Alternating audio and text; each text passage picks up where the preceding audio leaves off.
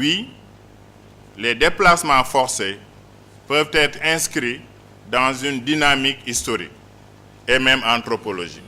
Je vais m'expliquer. Si on regarde d'assez près les mobilités,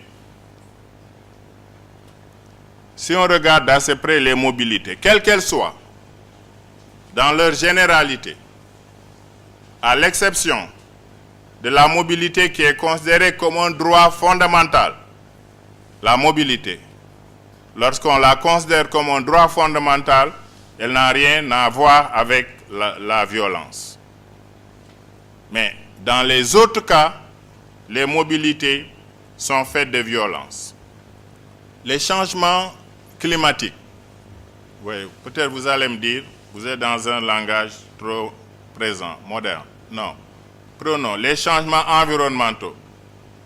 Les changements environnementaux ont constitué le facteur majeur de déplacement forcé. Ils sont du reste, de loin, les facteurs de mobilité les plus importants comparés aux facteurs économiques. On peut aussi citer la crise casamançaise, un autre exemple. Dans le cadre de la crise casamançaise, on voit que pour des raisons de sécurité, les populations ont tendance à se déplacer vers le long des routes qui présentent le plus de sécurité. Et le faisant, elles délaissent les zones de culture les plus importantes, les plus rentables, les plus fructueuses. Et le faisant, et abandonnant ces espaces plus propices à l'agriculture, il en découle des déplacements de population quasi forcés et qui ont des conséquences importantes sur, évidemment, ce type d'adaptation à l'environnement et qui est à considérer. Quelle induction les déplacements forcés entraînent-ils par rapport aux défis sécuritaires? La violence intercommunautaire, l'extrémisme violent, les conflits armés et changements climatiques qui traversent le Sahel. On a parlé tout à l'heure des problèmes de sécurité et des attaques. Je termine par deux éléments.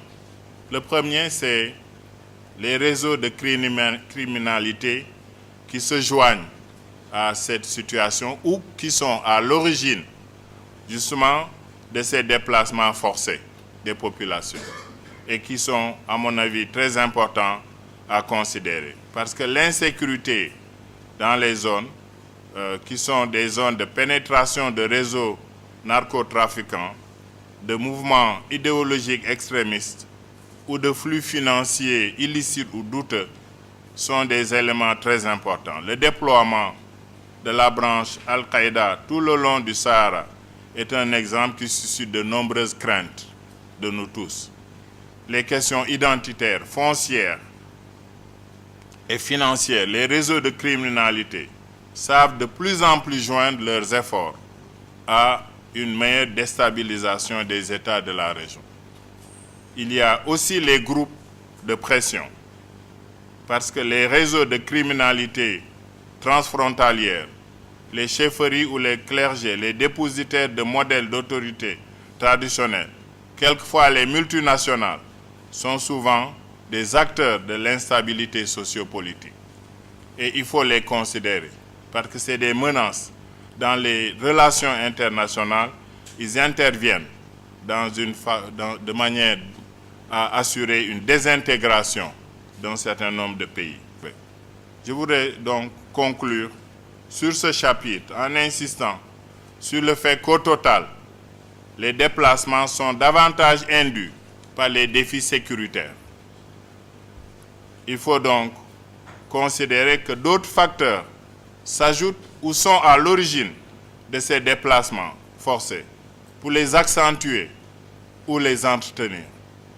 Et pour cela, les réseaux de criminalité, les groupes de pression internationaux sont à considérer au premier point si on veut travailler à assurer la sécurité des populations. Parce qu'ils installent les populations et les pays dans des situations d'incapacité d'agir. Et évidemment, les pays seuls ou les populations seules ne peuvent pas contrer de telles exactions et appellent les institutions régionales d'intégration qui doivent être considérées au premier plan à ce niveau-là, car, et je termine par là, mettre en avant les institutions régionales d'intégration africaine, c'est assurer la souveraineté du continent, car cette souveraineté est en cause. Je vous remercie.